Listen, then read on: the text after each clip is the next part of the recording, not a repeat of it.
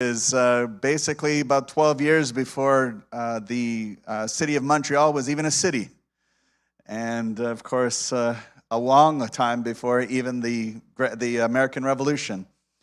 And then I have, if you go back maybe 5 or 6 generations, I do also have some Native American blood in me from a Métis perspective. And so then that would go back way further, right? And so, yeah, we have often many reasons to take pride in our nation, right?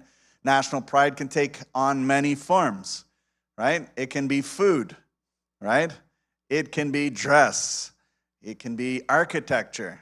Like if you're a person born in Greece, right, a Greek, right, you'd have a lot of architecture to be proud of, right? Rome as well. There's some number of ancient civilizations that have that, especially those two. History, right? Again, when we mention those two, they have history going way back. If you go to Europe, compared to Canada, or even the United States, right? Europe's history goes back thousands of years, right? Over 1,500 years compared to Canada. And so there's that. And then, of course, for some, if you're, let's say, American, you might have pride in your military strength, right? The strongest military in the world. Also, there's just cultural influence. Again, the United States certainly can point to this, the cultural impact they've had around the world. The Greek culture also has had just a tremendous impact all around the world as well. And so then, I want to kind of zero in on Christian nationalism. We talk about the title being the rebirth of nationalism. Well, it's specifically Christian nationalism that should be a worry to us, which is kind of ironic in the sense you might say, because I'm a Christian, but why would I be concerned about Christian nationalism?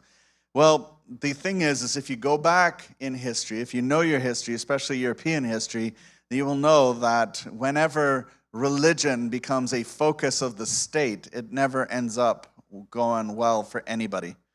And so there's this quote that I found on Wikipedia on Christian nationalism. He just kind of describes it. It says, Christian nationalism support the presence of Christian symbols and statuary in the public square, as well as state patronage for the display of religion, such as school prayer and the exhibition of nativity scenes during Christmastide or the Christian cross on Good Friday.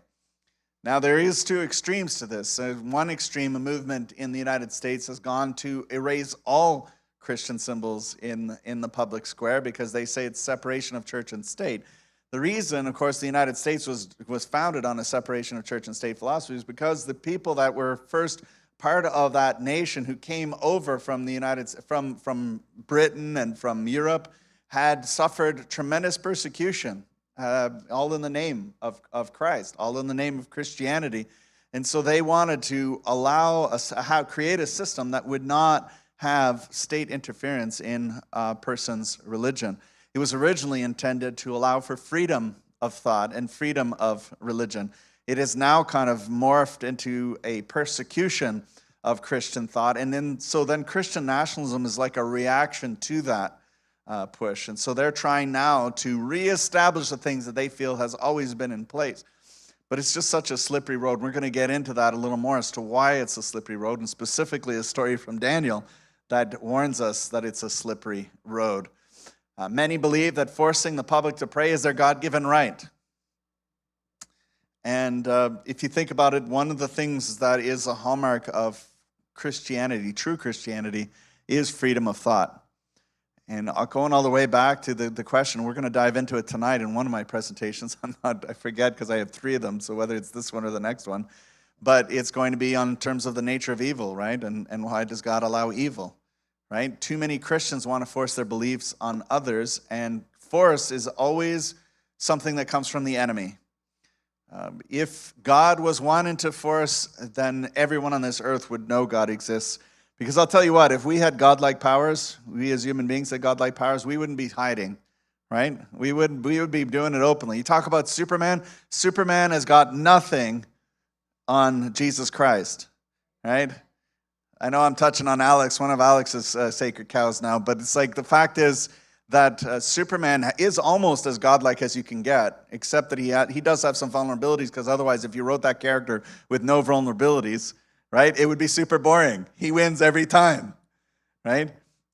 So they had to give him kryptonite and other things like that. But Jesus Christ is the creator of the world, the Bible says. He is literally the creator of the fabric of reality.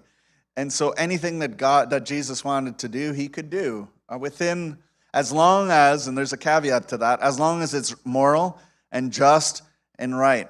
You know, there people play games, philosophical games with God. Could God create a boulder that he couldn't lift, right? And stuff like that. But the point is that we're talking about stuff that is, you know, reasonable, right? God, of course, probably couldn't, in the sense that he can literally create the world. But, you know, that I digress. Force never works. Force will always move people into Satan's camp, not into God's camp. It's about control and not love. It's about fear and not love. Now, some people, don't get me wrong, have used religion to create control and fear in people. So it is true that false Christianity absolutely uses control, you know, uses God to control. Just one example I might give you is the idea of indulgences, right? Forcing people to give money in order to get their family out of hell, or to get them into purgatory, is an example of using God, right? You know, as a point of control. But this was not God's plan, and this is a perversion of what God had intended. Fear and force are the primary tools of Satan and not God, and the day is coming soon where false Christianity will impose their will on the world. So we're going to get into this as we get further into the presentation. It won't be tonight, but as we're building a foundation, you'll remember, this foundation is built brick by brick, and I promise you that if you will stick with us and you will go through this, it'll make sense. At the beginning, some of the stuff I say, you may initially disagree with it, depending on where you're coming from. But if you're patient and allow it to take time, you're going to see where we're coming from on this, and I will be able to show you from the Bible where this is all headed. These people are believing they're doing God's will. This is the thing about religion, right? And this is true actually not just of religion, it's true of human beings in general. When we get to a place where we believe something so fervently, we'll die for it. Look at communists, right? Nazis. We can look at it. So it's actually a human tendency that once we get convicted on a certain point, to the point we're willing to die for that point, we can think that we're doing the right thing. You know, like I mentioned, Nazis, they thought that exterminating the Jews was the right thing. They were taking out the weak element out of, you know, the world. And in fact, Hitler in his bunker in his final days ended up feeling like, hey, it's okay if the Germans people are completely wiped out because they proved to be too weak to carry out the task. And so he, in some sense, in a twisted sense, he was consistent all the way to the end. Survival of the fittest. But I think we can all, hopefully most of us here can understand that survival of the fittest is a horrible way to live, right? The strongest survive. Imagine a society based on that. It'd be whoever has the biggest gun, whoever has the biggest baseball bat, whoever can exert the most power over other people is the ones that are going to win.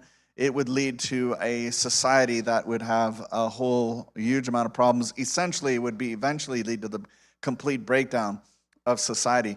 God calls us to care for the fatherless, to care for the widow, to care for those who are poor and unfortunate and who are weak. And it's actually also one of the reasons why you'll find in Western civilization a social safety net. When you look at other places, like, again, if I mention communism or Nazism, they weren't worried about the weak. The weak ended up in ditches. The weak ended up in mass graves. And that's human nature. Human nature is just looking out for number one, looking out for my own needs, right? And so we end up, you know, with this point, right?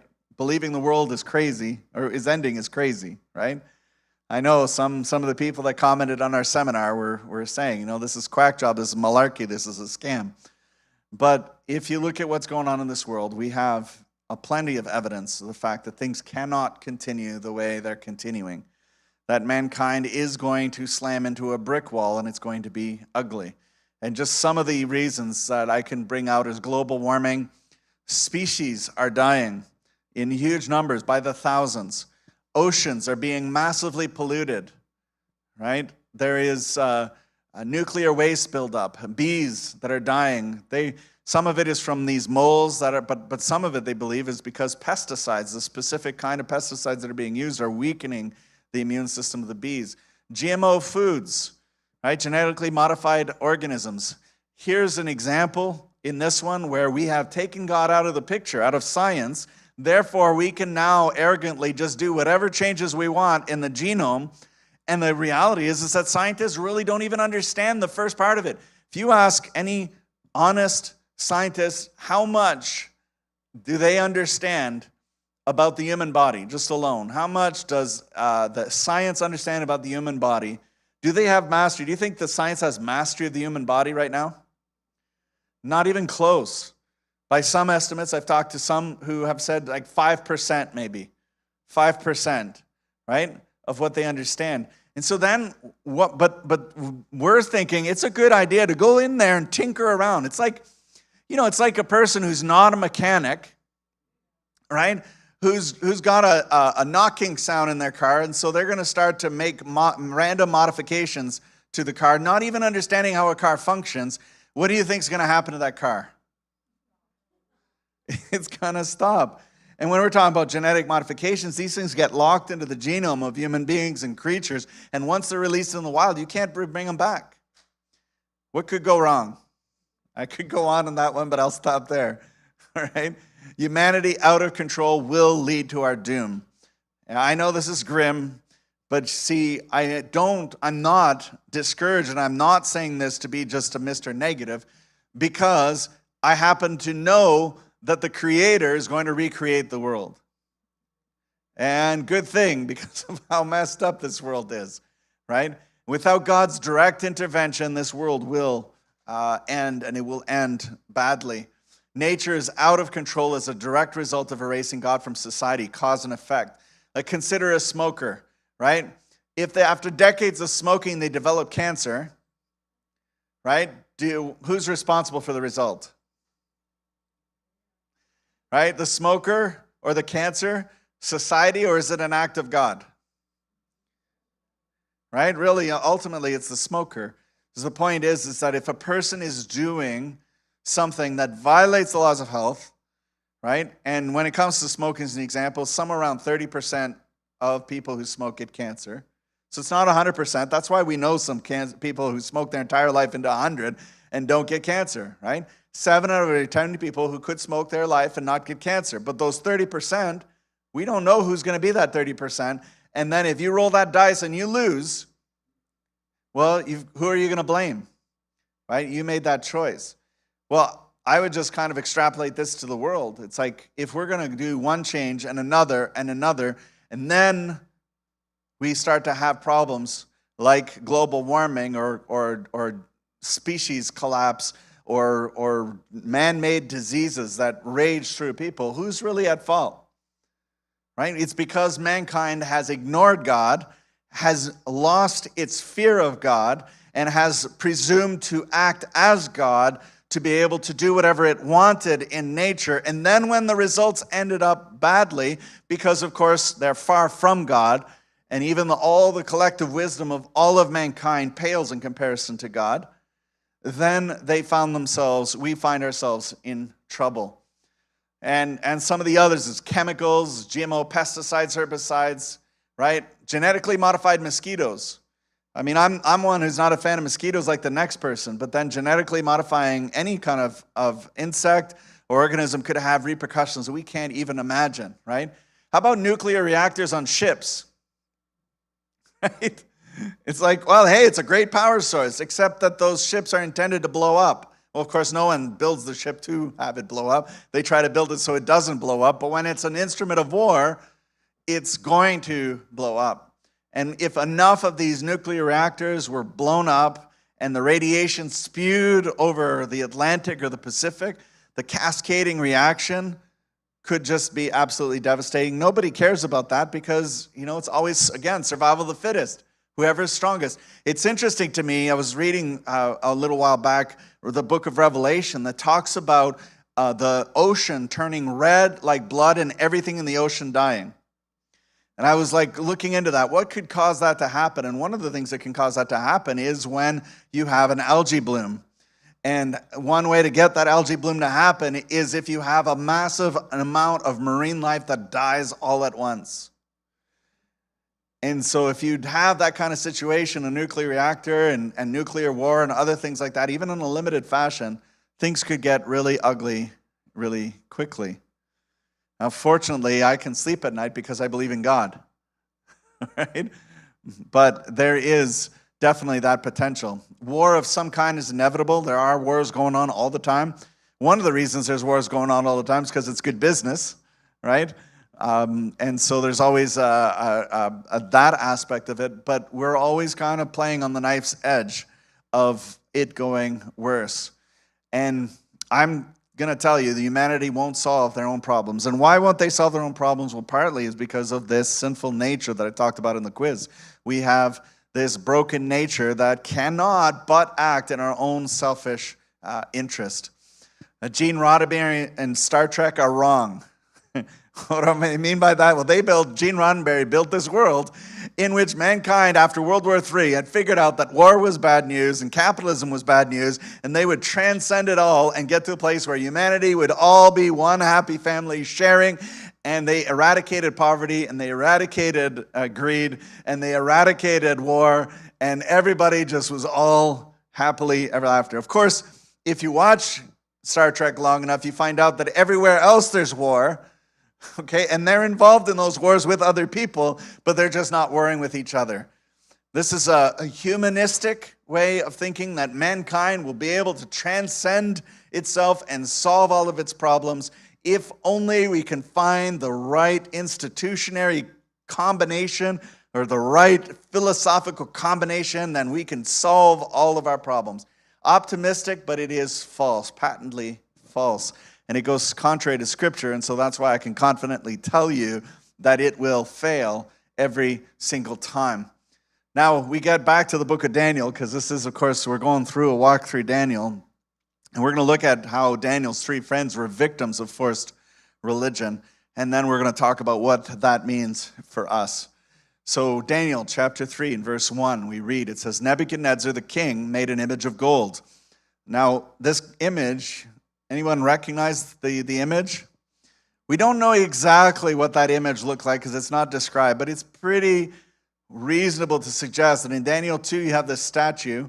The head is made of gold, right? And the rest of it has different metals. That Nebuchadnezzar built this image that would have been all gold, right? It says here, the height, it was an image of gold, the height of which was 60 cubits. It was about 90 feet tall and about 9 feet wide, all right?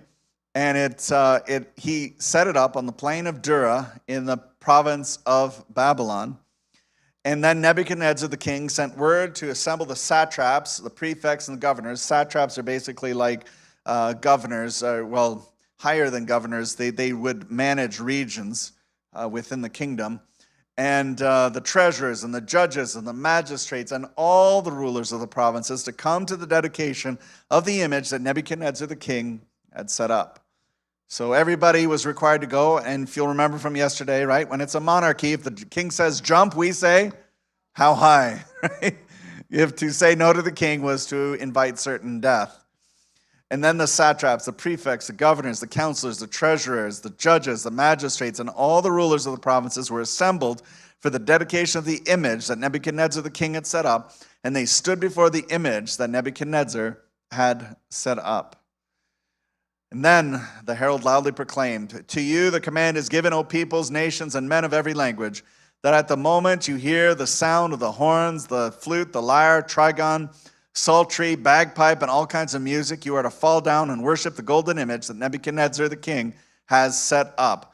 But whoever does not fall down and worship shall immediately be cast into the midst of a furnace of blazing fire.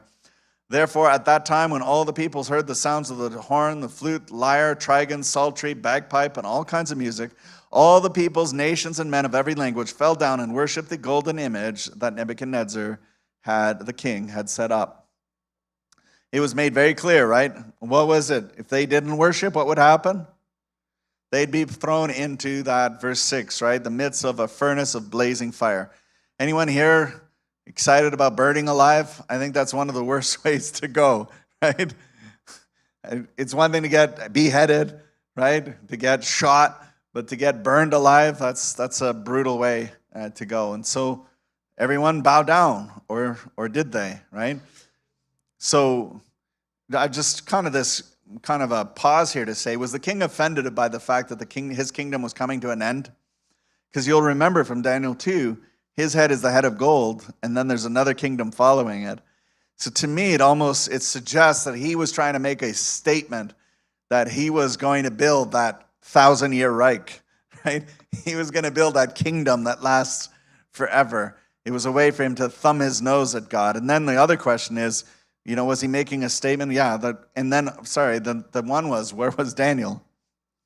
Right? Where was Daniel? Daniel's not in this story, and I believe probably partly because Daniel was the one other person other than the king who had seen the dream. And of course, Nebuchadnezzar valued Daniel, and he knew Daniel to be a principled person who would never bow down. So most likely he sent him on some kind of errand, some kind of thing far away, and while he was away, he planned this thing, the king planned this thing. But Daniel got a pass, but his 3 friends, unfortunately, happened to be still in town. And so we continue reading. It says, "For this reason, at that certain time, Chaldeans came forward and brought charges against the Jews. They responded and said to Nebuchadnezzar the king, 'O king, live forever. You, O king, have made a decree that every man who hears the sound of the horn, flute, lyre, trigon, psaltery, and bagpipe, and all kinds of music is to fall down and worship the golden image. But whoever does not fall down and worship shall be cast in the midst of a furnace of blazing fire. There are certain Jews whom you have appointed over the administration of the province of Babylon, namely Shadrach, Meshach, and Abednego. These men, O king, have disregarded you. They do not serve your gods or worship the golden image which you have set up.' And then Nebuchadnezzar, in rage and anger, gave orders to Shadrach, Meshach, and Abednego that these men would be brought before the king." Right? You can imagine that everybody was bowing down except for these 3. And when the others that were probably in competition with their position noticed that they hadn't bowed down, they thought, aha, here's our chance to get even.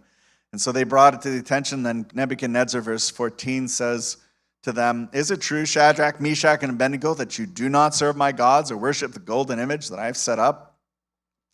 Now, if you're ready, at the moment you hear the sound of the horn, the flute, the lyre, trigon, psaltery, bagpipe, and all kinds of music, to fall down and worship the image that I have made, very well. But if you do not worship, you will immediately be cast into the midst of a furnace of blazing fire. And what God is there that can deliver you out of my hand?"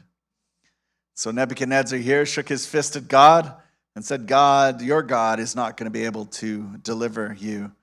And Shadrach, Meshach, and Abednego replied to the king, "O Nebuchadnezzar, we do not need to give you an answer concerning this matter. If it be so, our God, whom we serve, is able to deliver us from the furnace of blazing fire, and he will deliver us out of your hand, O king. But even if he does not, let it be known to you, O king, that we are not going to serve your gods or worship the golden image that you have set up." Now you look at this situation, you imagine this had to take some serious courage, right? Because was the king able to carry out this sentence? Yeah, did he have the will to carry out the sentence? Yes. And did they know that he had that will and that ability? Right? I mean, kings in those days, they could tell their soldiers jump off a cliff, and they were going to do it. Right? They're blind. It was obedience, unquestioned obedience. Anyone who didn't do it was going to die. Right? The Chaldeans were quick to take advantage of what they saw as an opportunity. And, we ask her, so why didn't the 3 of them just bow down and get it over with? Minor thing, they could have gone down and just tied their shoe, right, at just the right moment. Could have just tied their shoe. They're not really worshiping, they're just tying their shoe, right? You have to believe, based on the forced relocation program that Babylon had and the King Nebuchadnezzar had, that there were plenty of Jews in that crowd. And only those 3, as far as we know it, are the ones who stood up, who kept standing up. One of the reasons they couldn't is because of Exodus 20, which is part of the 10 Commandments, which says, "You shall not make for yourself an idol or any likeness of what is in heaven above, or on the earth beneath, or in the water under the earth. You shall not worship them or serve them, for I, the Lord your God, am a jealous God, visiting the iniquity of the fathers on the children, on the 3rd and 4th generation of those who hate me, but showing loving kindness to thousands to those who love me and keep my commandments. In ancient Israel, anyone who was found worshiping idols was put to death. Idolatry is a serious business, and we'll explain why here in a moment. It was a serious business. And so for them, what seemed to others to be a small matter, self-preservation, was to them truly a matter of life and death. And they feared God more than they feared the king. So these three would rather die than dishonor God. And so we keep going on the story. Nebuchadnezzar was filled with wrath, and his facial expressions was altered towards Shadrach, Meshach, and Abednego. You can imagine the color going red, right? Right? And if he had been a Hulk, he would have turned green, right? And he commanded certain valiant warriors who were in his army to tie up Shadrach, Meshach, and Abednego in order to cast them into the furnace of blazing fire. And then these men were tied up in their trousers, their coats, their caps, and their other clothes, and were cast into the midst of the furnace of blazing fire. And for this reason, because the king's command was urgent and the furnace had been made extremely hot, the flame of the fire slew those men who had carried up Shadrach, Meshach, and Abednego. Was the fire hot?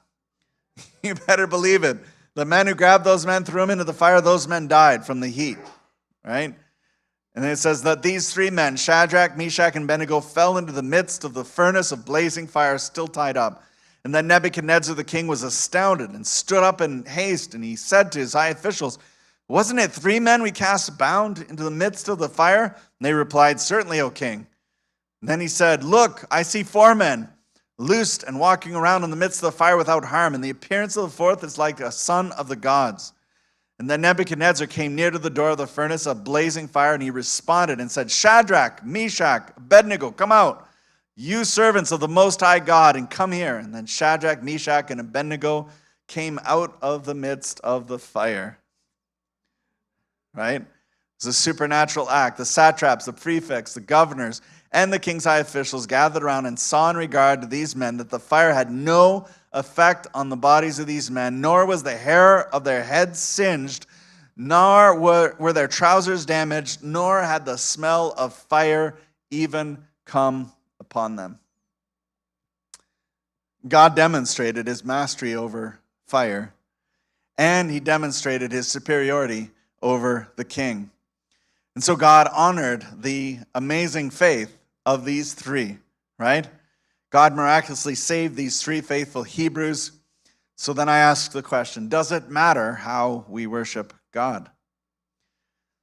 This is the thing about the Daniel. As we go through Daniel, the one word, if there's a one key word to describe the book of Daniel, I would say that key word is worship. Worship matters to God. And we'll see why as we continue. The story demonstrates that it does matter, and hundreds, if not thousands, of Jews were present that day. I mentioned that, right? But only three were willing to die for their convictions, right? So is truth relative, right? Can we bend it to make it whatever we like? The Bible clearly states that there's only one way to live forever, and that's found in Acts. One place we can find it is in Acts chapter 4, verses 10 and 12. It says, "Let it be known to all of you and to all the people of Israel that by the name of Jesus Christ the Nazarene, whom you crucified, whom God raised from the dead, by this name this man stands here before you. He is the stone which was rejected by you, the builders, by which became the chief cornerstone. And there is salvation in no one else, for there is no other name under heaven that has been given among men by which we must be saved." So the Bible makes it clear there's one way to heaven. There's one way to salvation, which is offensive, of course, to the world. The world doesn't like that idea. The idea that people all say, right? What depends is your sincerity. What depends is that you are, that you're just being sincere. And Jesus here makes a bold statement in the book of John. He said, "I am the way and the truth and the life. No one comes to the Father but through me." And just to be clear, the Father here is God, right? No one comes to God but through me. So Daniel 3, I suggest to you, is a warning to us. It lets us know what God expects of us when faced with either compromising our faith or death. And so we're going to see in a future presentation the day is coming when we'll have to make that choice.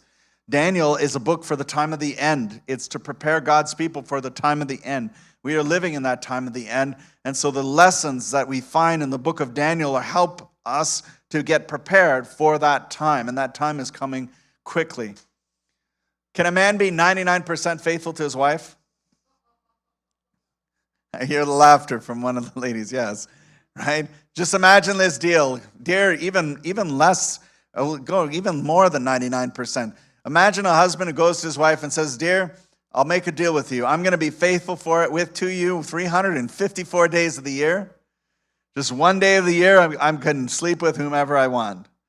Right? Ladies, how many of you want to have a man like that? It'd be no deal, right? Because you'd be realizing that's a big deal. It's not a small deal, right? That's a big deal. But he said, but dear, 364 days of the year, I'm being faithful to you. I mean, you're being unreasonable here. I'm only asking for one day. I think we all realize or recognize the fact, the absurdity of that, right? Either you're committed to your wife or you're not. Either you are faithful to them or you're not. So is God then pleased with 99% commitment? What do you think? John 8, 31, 32, Jesus was saying to the Jews who had believed him, if you continue in my word, then you are truly my disciples, and you will know the truth, and the truth will make you free. So I'd ask you, are you interested in truth or self-preservation? Right? There's this book called The Origins of Totalitarianism, and I found this quote in it. It says, the mass man mass man meaning the masses, whom Himmler, which is Himmler was the Gestapo head for Germany in World War II, okay? So Himmler organized for the greatest mass crimes ever committed in history, bore the features of the Philistine rather than that of the mob man. In other words, it's not some massive, out-of-control mob that went and massacred millions of Jews. It says here, in the midst of the ruins of his world, worried about nothing so much as his private security, was ready to sacrifice everything, belief, honor, dignity, on the slightest provocation. Nothing proved easier to destroy than the privacy and private morality of people who thought of nothing but safeguarding their private lives. What does this mean? It's like, bottom line, if the average person, okay, I'd say the majority of people, if they're given a choice between surviving, right, or doing the right thing, people will almost always choose to survive. And they will cash in their morality if it means continuing to survive. Now, of course, there are exceptions to this, but in general, you look at it, I mean, that's part of what the people started. They tried to study, for instance, in World War II, how could a whole nation get behind the extermination of a peoples? Right? And when we're not saturated in that environment and in that environment, it's easy for us to pass judgment on them. But this is another proof, I would suggest to you, the fact that we're not born good. We had twisted, and this can be done at all time or at any point, and it will happen again. The whole world will be turned against those who believe in God. To stand against tyranny, one must be certain of what lies beyond. So the question is, will you choose the truth or to save your life? Now, in Shadrach, Meshach, and Abednego's case, they chose the truth. They chose to follow God. And they put their life on the line, and God was able to save them. Now, that doesn't mean, they were ready, if you remember in the text, to make that choice, even if they were going to perish in the fire. And sometimes God allows his people to perish in the fire. But I would suggest to you that usually it's because he wants to use people's conviction to be able to bring other people into conviction. In the Middle Ages, when Christians were persecuted by the millions and killed by the millions, it seemed like no matter how fast they killed them, more people were coming up. And there was this expression that was used of the blood of the martyrs, essentially watered the ground that led to more people coming to faith. And why is that? It's because when people see that you are so convicted of your truth that you're willing to die for that truth, then people start to say there must be something there worth investigating. And it brings conviction that leads to change. Matthew 16, 24 to 26, it says, and Jesus said to his disciples, if anyone wishes to come after me, he must deny himself and take up his cross and follow me. For whoever wishes to save his life will lose it, but whoever loses his life for my sake will find it. For what will it profit a man if he gains the whole world and forfeits his soul? Or what will a man give in exchange for his soul? And I will tell you that when we talk about eternal life versus life here in this world, I mean, what's the average person live? 80 years, 90 years, even if you lived 100 years? You can imagine living 90 years, doing whatever you want, however you want, living it up and doing all to your heart's desire, and that's the end of your life. Or if you choose God, in 1,000,000 billion years from now, you're still alive and well, right? Who's made the better deal? Who's made the better bargain, right? It's like a lot of people, if you talk about billionaires, one of the things that a lot of billionaires are investing in is a ways for people to live forever, right? They're trying to extend human life. And I can tell you that that is actually possible to do, because we're going to get into the future presentation about the tree of life. That does exist. It is possible to come up with a combination, but only God knows that combination, okay? There's no indication that any human being would figure it out. And if a human being did figure it out, God's going to come back before that can happen. So my challenge to you as we wrap up this first presentation is, will you choose Jesus? Will you choose the way of life? Will you choose to believe in him?